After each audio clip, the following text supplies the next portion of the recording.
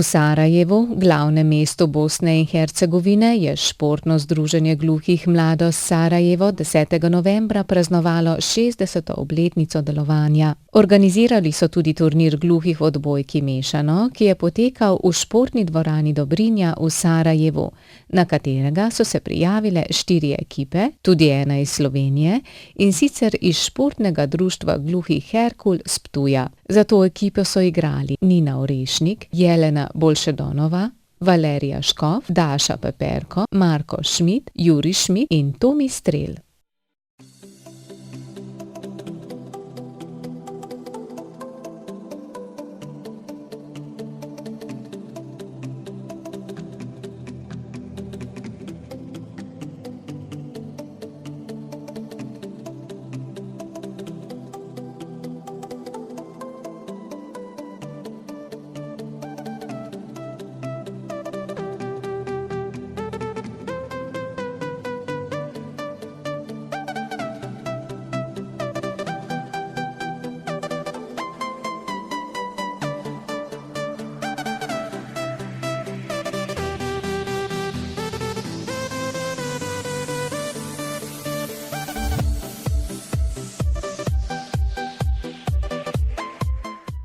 Vse ekipe so igrale po sistemu vsaka z vsako, po zaključnem rezultatu pa so prvo in četrto ter drugo in tretje uvrščeni šli naprej v polfinale in finale. Ekipa Olimpija iz Beograda je bila za naše trn v peti, saj so prvo tekmo proti njim za le malo izgubili. Ekipi sta se ponovno pomerili v finalu.